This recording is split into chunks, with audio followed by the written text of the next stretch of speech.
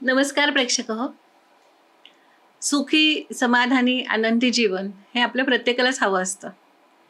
आणि ह्या सुखी, समाधानी, आनंदी जीवनासाठी आपण अनेक प्रकारे प्रयत्न करत असतो. पैसा जास्त कमवायचा आहे, मुलांसाठी असेल तर मार्क चांगले मिळवायचे, स्वतःचं घर पाहिजे, किंबहुना चारही दिशांनी यश मिळावं हा आपला प्रयत्न असतो. आणि हे सगळे प्रयत्न जेव्हा करतो आणि तरीसुद्धा कधीतरी अडचणी येतात, अडथळे वाटतात आपल्याला, तेव्हा आपण ज्योतिषांकडे जातो, बाबा काय अडचणी येते. अशा वेळेस पत्रिका पाहिल्यानंतर जे अभ्यासू ज्योतिषी असतात ते आपल्याला सांगतात की तुमच्या पत्रिकेमध्ये अमुक ग्रहाची पीडा आहे किंवा अमुक ग्रहाची युती आहे आणि त्यासाठी तुम्ही अमुक अमुक ग्रहाची शांती करणं गरजेचं आहे. म्हणूनच ही शांती म्हणजे काय, ती का करावी, विविध शांत्या कोणत्या आणि याचं शास्त्रीय आधार काय आहे, या संदर्भामध्ये सविस्तर चर्चा आपण आजच्या एपिसोडमध्ये करणार आहोत. आणि आपलं आजचं एपिसोडचं नाव आहे शांतिकर्म एक वैदिक उपाय. आणि त्या संदर्भामध्ये आपल्याला मार्गदर्शन करणार आहेत ज्योतिर्विद्या वाचस्पती माननीय हेमंत शास्त्री काळे. तत्पूर्वी तुम्हाला विनंती, आपलं चॅनेल लाईक करा, शेअर करा, सबस्क्राईब करा आणि तुमच्या कमेंट्स बॉक्समध्ये कृपया द्या. नमस्कार. नमस्कार. आजचा आपला विषय भविष्यापेक्षा थोडासा वेगळा आहे. यज्ञकर्म काय, विविध शांतिका कोणत्या असतात आणि त्या शांतिकांचं वैदिक महत्त्व काय आहे. तर जेव्हा आपण शांती म्हणतो, शांतिका म्हणतो, तेव्हा अर्थातच होम, हवन, यज्ञ हे असतं. मग आता यज्ञ किंवा होम, हवन ही संकल्पना काय आहे? ज्यावेळी आम्ही पत्रिका बघायला सुरुवात केली त्यावेळी प्रत्येक ठिकाणी ज्यावेळी ज्योतिषाचाही काही संबंध नव्हता त्यावेळी प्रत्येक ठिकाणी एकच सांगितलं जायचं, कारण काही असेल तर तुम्ही ही शांत करा. तर शांत म्हणजे काय किंवा त्याचा मानवी जीवनावर काय परिणाम होतो, केली तर काय होईल, नाही केली तर काय होईल, त्याचा इमिजिएट परिणाम मिळेल का, नाही मिळेल का, हे सगळे प्रश्न आहेत. आणि सगळ्या प्रश्नांवर आपण आता व्यवस्थित बोलणारच आहे. पण तरी सुद्धा तुमचा जो पहिला प्रश्न आहे की याचा वैदिक आधार काय आहे, याचा वैदिक आधार याचा जर विचार केला तर आपल्याकडं एक देवता ही संकल्पना नाही. आपल्याकडं बहुविध देवता आहेत. म्हणजे अगदी प्रत्येक गोष्टीला आपण देवत्व दिलेलं आहे. त्याच्यामध्ये वरुण देवता आहे, पंचमहाभूतांना पण आपण देवत्व दिलेलं आहे. अग्नी आहे, जल आहे, वारा आहे, अन्नपूर्णा आहे, वास्तूमध्ये वास्तू पुरुष आहे. ह्या प्रत्येक गोष्टीला आपल्याकडे देवत्व देण्याची पद्धत आहे. आणि ह्या ज्या देवता आहेत ह्या वेदांपासून आलेल्या आहेत. ह्याच्यामध्ये वैदिक देवता हा एक भाग येतो. आणि ह्या देवतांच्या निमित्तानं, त्याच्यामध्ये ग्रह तर मुख्य आहेतच, पण ह्या देवतांच्या निमित्तानं तुमचं जे काही काम आहे किंवा एखादं समजा एखाद्या बाळाची शांत आहे आणि त्याला सदंत शांत आहे, त्याच्या ज्या काही देवता आहेत सदंत शांतीच्या, त्या देवतांना आहुती देणे, हवन त्या देवतांच्या निमित्ताने करणं आणि त्या बाळाला जो काही त्याचा त्रास होणार आहे किंबहुना पुढे काही होऊ शकतो या गोष्टी टाळण्यासाठी आपण हे शांत वगैरे केलं जातं. मग ह्याच्यामध्ये वैदिक असा शब्द जो तुम्ही आपण वापरतोय की याचा आधार काय, तर ह्या वैदिक देवतांच्या निमित्तानं हे सगळं केलं जातं. मग ह्याच्यामध्ये हवन म्हणजे मुख्य काय करतो आपण, तर आपली मुख्य देवता आहे अग्नी, ह्याच्याशी संबंधित. आणि अग्नीची जी काही नावं आहेत ती सुद्धा वेगवेगळी आहेत. म्हणजे प्रत्येक कार्यासाठी वेगवेगळा अग्नी घेतला जातो. पण तरी सुद्धा मुख्य देवता जी आहे ती अग्नी आहे. आणि अग्नी ही संकल्पना जर आपण बघितली तर त्याच्यामध्ये प्रत्येक देवतेसाठी जे काही हवन द्रव्य म्हणतो आपण, ज्याला हविष द्रव्य म्हणतो, त्याच्यामध्ये समिधा आहे, मंत्र आहेत, तूप आहे, काळे तीळ आहेत, किंवा ज्या ज्या शांतीसाठी जे जे काही हवीर द्रव्य प्रत्येक शांतीसाठी वेगळं सांगितलं जातं, तर ते हवीर द्रव्य आपण त्या अग्नीमध्ये अर्पण करतो. आणि अग्नी हे देवापर्यंत, त्या देवतेपर्यंत पोहोचवायचं काम करतो. म्हणजे अग्नी हे आता माध्यम आहे. म्हणजे आत्ताच्या सोप्या भाषेमध्ये जर आपल्याला बोलायचं झालं तर आत्ताच्या पिढीला समजायसाठी म्हणून आपण हे बोलतोय की आत्ता समजा व्हॉट्सअपवरती मी एक मेसेज तयार केला आणि तो पुढे मला पाठवायचा आहे, पण माझ्याकडे आज इंटरनेट अवेलेबल नाहीये, तर मी तो पुढे पाठवू शकत नाही. तसं ज्या दिवशी पृथ्वीवरती अग्नीचं स्थान आहे, अग्नी उपलब्ध आहे, त्या दिवशीच हे हवन केलं जातं आणि अग्नी देवापर्यंत पोहोचवायचं काम करतो. अगदी साध्या सोप्या भाषेमध्ये आपण हे देण्याचा प्रयत्न करतोय. याच्यामध्ये जे काही एक उदाहरण आपल्याला सांगता येईल की आपल्या प्रत्येक घरामध्ये, म्हणजे मागच्या 20-25-30 वर्षापूर्वी प्रत्येकाकडे चूल होती, आता ती चूल नाहीये. पण आपल्या घरामध्ये जी कोणी आई, आजी जी कोणी होती, ती पहिली भाकरी पोळी जी काही करू आपण, ती त्या चुलीमध्ये अर्पण करायची. कदाचित तिला अग्नी किंवा ह्या सगळ्या गोष्टींचं ज्ञान असेलच असा त्याचा अर्थ नाही, पण तिला एवढंच माहिती होतं की मी ह्या अग्नीमध्ये जे अर्पण करते देवापर्यंत पोहोचवायचं काम. देवापर्यंत पोहोचवायचं काम अग्नी करतोय, हा. हे त्या आईला किंवा त्या आजीला माहिती होतं. म्हणजे ही संकल्पना एवढी आहे की अग्नी हे माध्यम आहे आणि ते देवापर्यंत पोहोचवायचं काम केलं जाते त्या माध्यमातून. ही जी वैदिक सिस्टीम आहे सगळी आपली, तर प्रत्येक नक्षत्राला काही शांत सांग, म्हणजे प्रत्येकात आपण देवत्व बघतोय आणि प्रत्येकाचा आपला प्रत्येक व्यक्तीच्या आयुष्यामध्ये त्या त्या देवतेचा कधी नाही कधीतरी संबंध येतो. ह्या ज्या सगळ्या आपण वेगवेगळ्या, प्रत्येक संस्काराची देवता वेगळी आहे, प्रत्येक शांतीची देवता वेगळी आहे. बर. आणि त्याला हवीर द्रव्य देणं हा त्याच्या मागचा हेतू आहे, त्याला प्रसन्न करून घेणं आणि जे काही आपल्या दोष निर्माण होत आहेत ते कमी करणं हा त्याच्या मागचा सरळ सरळ उद्देश आहे. म्हणजे अग्नीला आवाहन करायचे, यज्ञाची मांडणी करायची आणि त्याच्यामध्ये हवीर द्रव्य द्यायचं आणि ते देवापर्यंत पोचवायचं मंत्रोच्चाराच्या साह्याने. मंत्रोच्चाराच्या सहाय्याने आपण ते पोचवायचं. मग आता हे जे आता वैदिक महत्व तुम्ही सांगितलं, पण मग ह्या यज्ञाचं हवनाचं वैज्ञानिक महत्व काय आहे? वैज्ञानिक महत्व खरं तर आपण मुळात अग्नी म्हणजेच पवित्र मानलं गेलं त्याला, त्यामुळे पहिलं अग्नी म्हणजे सगळी शुद्धता आहे, बरोबर, हे पहिलं लक्षात घेतलं पाहिजे. त्याच्यानंतर आपण जे काही समिधा वापरतो त्या प्रत्येक वृक्षामधून निघणारी जो काही धूर म्हणता येईल ज्याला आपल्याला, तो एक प्रकारे घराचं फ्युमिकेशनच करतो, शुद्धीकरणच तो करतो, तो भाग आहे. त्यानंतर त्याच्यामध्ये आपण वेगवेगळ्या ज्या त्या गोष्टीसाठी वेगवेगळी हवीर द्रव्य वापरतो, त्या हवीर द्रव्याच्या माध्यमातून त्या व्यक्तीचे मानसिक, शारीरिक आणि ज्या ठिकाणी चालू आहे त्याचं शुद्धीकरण करण्याचं काम या माध्यमातून केलं जातं. म्हणजे वातावरण शुद्धी होते, मनशुद्धी होते, शरीर शुद्धी होतीये, तिन्ही गोष्टी आपण याच्यातनं साध्य करतोय. अच्छा. मग आता हे जे आहेत शांती आपण सांगतो सगळ्यांना, तर बहुतेक करून पंचांगीय शांती असतं, म्हणजे पंचांग म्हणजे 5 अंग. मग या पंचांगीय शांती कोणत्या आहेत? हो, लहान बाळ जेव्हा जन्मतं आणि त्याची आपण जेव्हा जन्मकुंडली तयार करतो त्यावेळेला पहिल्यांदा ज्या बेसिक बघितल्या जातात ते पंचांगी शांती. मग त्याच्यामध्ये 5 अंगापैकी वार सोडून बाकी प्रत्येकाला शांती आहे. मग त्याच्यामध्ये पहिल्यांदा आपण तिथीची शांत बघितली तर अमावस्येची शांत सांगितलेली आहे. त्याच्यानंतर कृष्ण चतुर्दशी किंवा सिनेवाली कुहू ही शांत सांगितलेली आहे. नक्षत्रांमध्ये जर बघितलं तर अश्विनी नक्षत्राची काही 48 मिनिटं सुरुवातीची सांगितलेली आहेत. त्याच्यानंतर पुढं अश्विनी आहे, पुष्य आहे, पुष्यची 2 आणि 3 चरणाला शांत आहे. आश्लेषा नक्षत्र आहे, पुढं माघा नक्षत्राचं पहिलं चरण आहे, विशाखा नक्षत्राचं 4थं चरण आहे, चित्रा नक्षत्राचा पूर्वार्ध सांगितलेला आहे, म्हणजे पहिल्या 2 चरणांना शांत सांगितलेली आहे. याप्रमाणे पुढे अजून बऱ्याच नक्षत्रांच्या शांती आहेत किंवा काही योग्य प्रसंग बघून किंवा पत्रिकेचा संपूर्ण विचार करून ज्या नक्षत्राला शांती नाही अशाही नक्षत्राची काही वेळेला शांत करण्याची पण पद्धत एक आहे, त्या पद्धतीने ते केलं जातं. मग आता हे तिथी झालं, नक्षत्र झालं, अजून कोणत्या कारणासाठी शांती आहे? करण आहे, योग आहे. करणमध्ये विष्टीकरणची शांत शक्यतो केली जाते, बऱ्याच वेळा लोकांना विष्टीकरण येतं, किंवा योग मध्ये गंड, अतिगंड, विष्कंभक असे काही योग आहेत तर त्याची शांती केली जाते. म्हणजे जन्माच्या वेळेस ह्या कुठल्या तरी गोष्टींमध्ये जर आपल्या पत्रिकेमध्ये दिसत असतील हो तर त्याची आपल्याला शांती करायला लागते. ती शांती करणं गरजेचं आहे. आता खरं तर शांत याचा अर्थ काय होतो की त्यांनी लोकांचा पुढचा प्रश्न असा असतो की काय होईल, नाही केली तर काय होईल आणि केली तर काय होईल. बरोबर. खरं तर केली आणि नाही केली याच्यामध्ये अडकण्यापेक्षा हे एक लहान बाळाचं लसीकरण आहे असं समजून ती शांत करायला हरकत नाही. मी लसीकरणच केलं नाही, वर्षभराचे जे वेगवेगळे लहान मुलांना डोस दिले जातात ते मी घेतलेच नाही तर काय होईल, त्याचं उत्तर आज तर कोणी देऊ शकत नाही. बरोबर. पण ते करणं गरजेचं आहे, तशा पद्धतीने ह्याचा विचार करणं गरजेचं आहे. आणि ती केली तर शेवटी ह्या सगळ्या गोष्टींचा उद्देश जर आपण बघितला तर मनुष्याचं आयुष्य उन्नतीकडे जाणं किंवा उन्नत होणं हाच आहे. त्या हेतूने ह्या देवतांना हवीर द्रव्य दिल्यामुळं त्याचे काही आरोग्य असेल, मानसिक असेल, बौद्धिक असेल, या सगळ्यामध्ये हळूहळू प्रगती आपल्याला झालेली जाणवते. आणि हे सगळं सिद्ध झालेलं आहे. हे सिद्ध झालेलं आहे असं म्हणण्यापेक्षा हे परंपरेनं आपल्याकडे आलेलं आहे. काही गोष्टी आपण परंपरेनं जे स्वीकारतो ते करतच असतो. सिद्ध म्हणजे याला कुठल्या प्रयोगशाळेत सिद्ध करणार तुम्ही?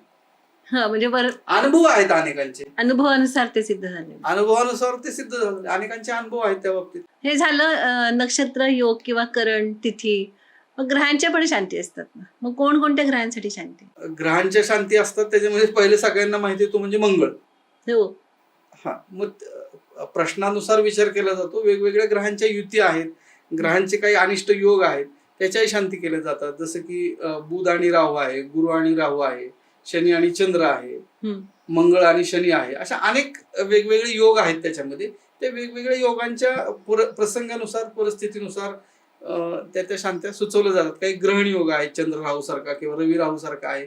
असे बरेचसे आपल्याला सांगता येतील इथं.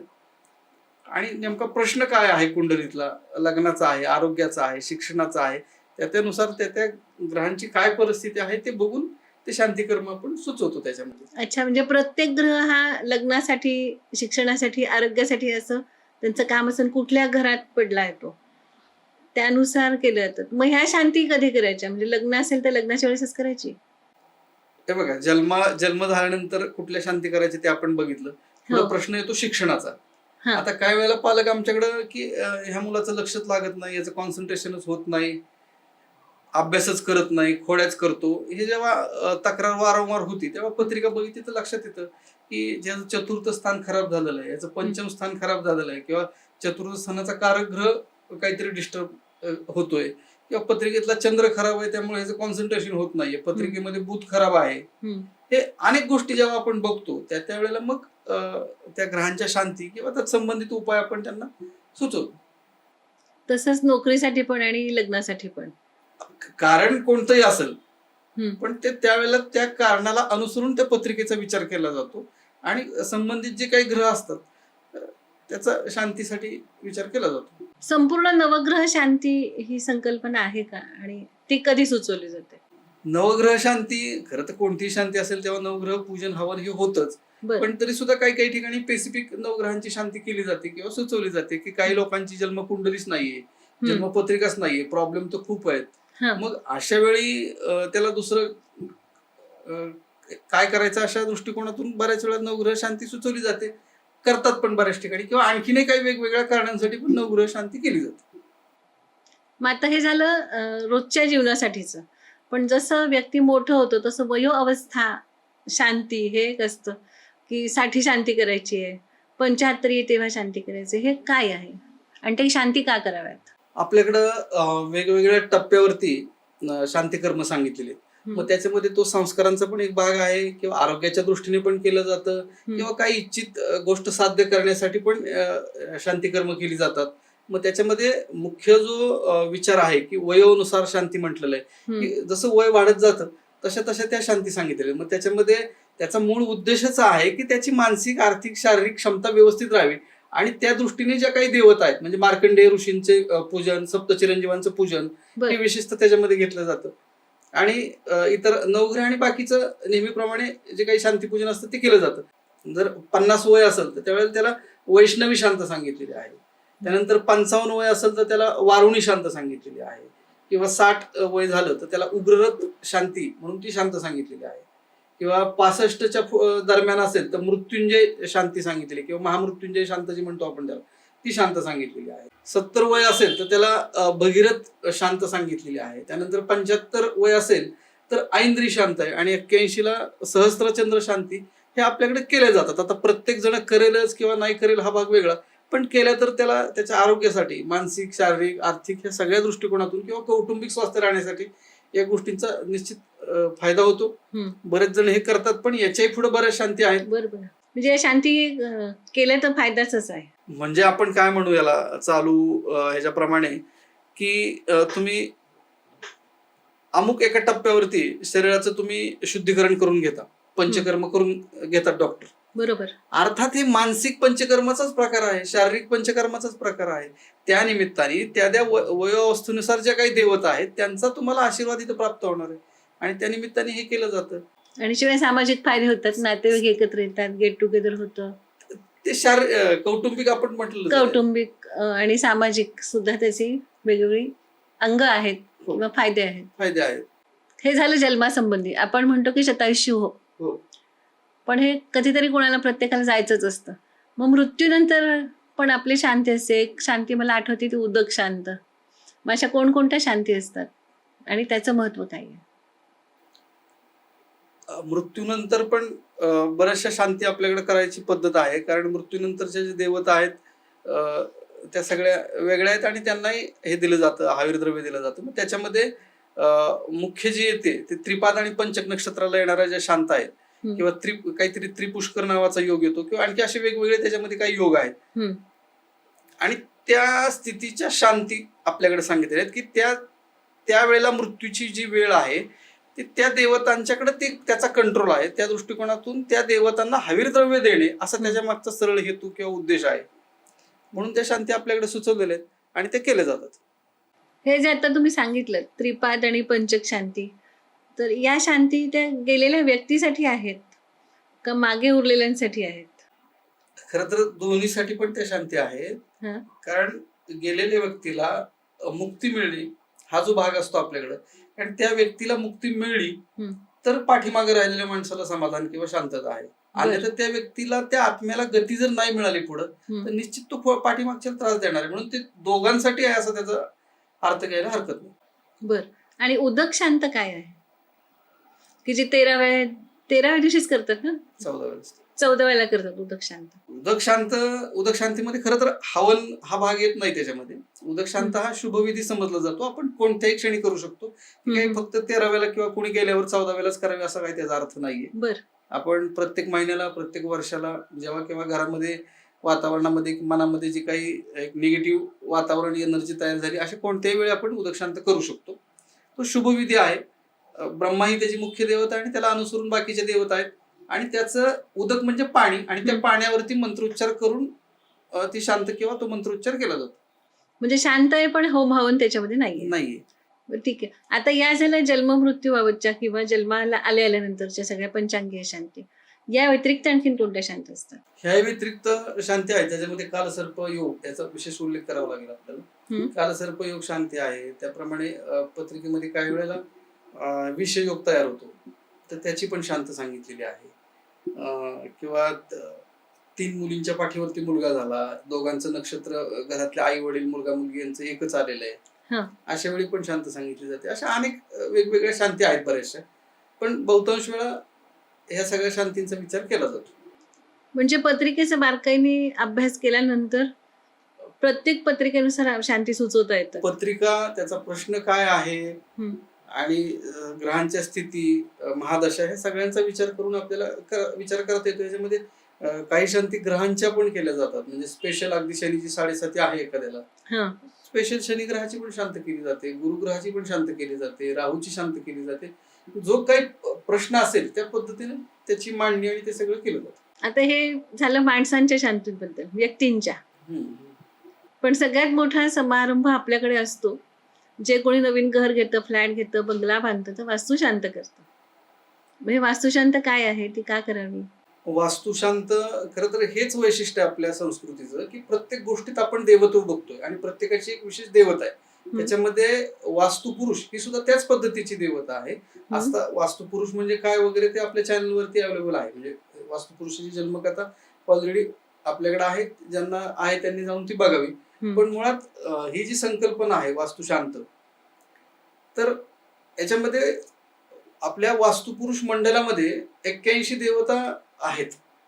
त्या देवतांचं स्थान, त्या वैदिक देवतांचं स्थान वास्तूमध्ये आहे. त्याचप्रमाणे आपण वास्तूसाठी काही खणन करतो, खोदतो, तो भूमीचा दोष आहे. किंवा जे काही स्टील आणतो, वाळू आणतो, सिमेंट आणतो, वीट आणतो, आणखीन काही गोष्टी आणतो, ते आणत असताना अनेक गोष्टी घडलेल्या असतात आणि ह्या सगळ्या गोष्टींना त्याची जी काही निगेटिव्ह एनर्जी आहे ही बाहेर काढण्यासाठी जो मंत्र उच्चार केला जातो आणि ते मंत्र उच्चाराची जी काही कंपनं आहेत ते विशेष ते व्हायब्रेशन त्या वास्तूवरती पॉझिटिव्ह असे परिणाम होतो त्याचा.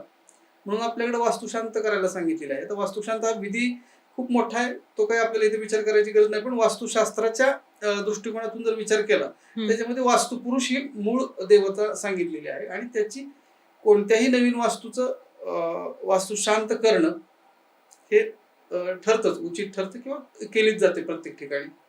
त्यामुळे हा एक म्हणजे थोडक्यात काय आहे की आपल्या वैदिक परंपरेमध्ये प्रत्येक गोष्टीला देवत्व दिलेलं आहे. म्हणजे नदी असेल, ओढा असेल, पाणी असेल, पाऊस असेल, प्रत्येकाला हे देवत्व आहे. बोर जरी केलं तर आपण त्या पाण्याची पूजाच करतो. वरुण पूजन असतं किंवा त्याला परडी पूजन असं हो, पण हो. म्हणलं जातं. खरं तर परडी. ते वरुणाचं पूजन आहे. तुम्ही भूमिपूजन करताना सुद्धा बघा, भूमिपूजनाच्या वेळेला सुद्धा ज्या 5 सुपाऱ्या ठेवून पूजन केलं त्याच्यामध्ये वेगवेगळ्या देवता आहेत त्या आणि त्या देवतांचं पूजन आहे. म्हणजे प्रत्येक गोष्टीला आपल्याकडे देवत्व दिलेलं आहे आणि त्या दृष्टिकोनातून हे सगळं शांतिकर्म सुचवली जातात. म्हणजे माणसाच्या जन्मापासून मृत्यूपर्यंत आणि मृत्यूनंतरही काही पुढचे विचार आहेत ते पण केले जातात ह्याच्यामध्ये. हे सगळं त्या सिस्टीमसाठी आहे आणि सगळं माणसाला उन्नतीकडे किंवा उन्नत बनण्याकडे किंवा सुखी बनण्याकडे जाण्याचा हा एक परंपरेने किंवा वैदिक पद्धतीने दिलेला हा मार्ग आहे. म्हणजे जसं जीवन यशस्वी होण्यासाठी अनेक प्रकारे व्यक्ती प्रयत्नशील असते. हो. प्रत्येक गोष्ट करून बघते, धडपड चालू असते, दिवस रात्र विचार चालू असतो. त्याच्या बरोबरीनेच जर पंचांग आणि पत्रिका आणि शांतीचा विचार केला तर आपण म्हणू की दुधात साखर पडणं, लाभात आणखीन लाभ होण्यासाठी ह्या शांती उपयोगाच्या आहेत. मग या सगळ्या शांती संदर्भात तुम्ही आपल्या प्रेक्षकांना काय सल्ला द्याल? खरं तर बऱ्याच लोकांना प्रश्न असा असतो की लोक वेगवेगळे प्रश्न विचारतात ह्याच्यामध्ये हम्म. की आम्ही म्हणजे तुमचं हे कार्य आडलंय ह्याच्यासाठी आणि तुम्ही हे शांत करा असं विचारलं तर पुढचा प्रश्न असतो की मग हे किती दिवसात होईल. खरं तर मला एवढंच सांगायचं की ह्याला काही मेजरमेंट नाहीये किंवा तुम्ही ही शांत केल्यानंतर 2 महिन्यात तुमचं काय लग्न होईल किंवा तुमची काय नोकरी लागेल वगैरे वगैरे. खरंच त्याचा तसा थेट ती लागेलही कदाचित, तो काही मुद्दा नाहीये. हं, पण त्याचा थेट ह्या गोष्टींशी संबंध येत नाही. ही काही पॅरासिटामॉलची गोळी नाही हं, की तुम्ही आज घेतली आणि उद्या तुमचा ताप गेला, हं. असं होणार नाही. याच्यामध्ये ह्या सगळ्या गोष्टींचा विचार करून ह्या मार्गाने जाणं उचित राहील. कदाचित ते तुम्हाला पॅरामीटर नाही गेला त्यामुळे तुम्हाला लगेच सांगता येणार नाही की असं केलं तर असं होईल, पण फायदा मात्र तुम्हाला निश्चित पुढे जाऊन तो दिसणार आहे. म्हणजे खूप जणांच्या अनुभवावरून आपण सांगू शकतो की हे असं केलं तर ह्याचा फायदा होऊ कारण हे शकतो. परंपरेने आलेलं आहे, ग्रंथाने दिलेलं आहे. आता याला खूप, कारण ते सत्ययुग होतं, हे कलियुग आहे. अर्थात ह्या गोष्टींना उशीर होणार हे नक्की आहे. त्यावेळेला यज्ञाच्या माध्यमातून अनेक गोष्टी केल्या जायच्या. खरं तर ती एक प्रयोगशाळा होती हो. आणि आता जसं प्रयोगशाळेमध्ये सगळे इन्स्ट्रुमेंट असतात त्या पद्धतीने ते इन्स्ट्रुमेंट ठेवून तो मंत्र म्हणून त्या गोष्टी सगळ्या केल्या जायच्या आणि त्याला ते फलद्रूप पण होत होतं. आता थोडासा फरक तर राहणारच आहे.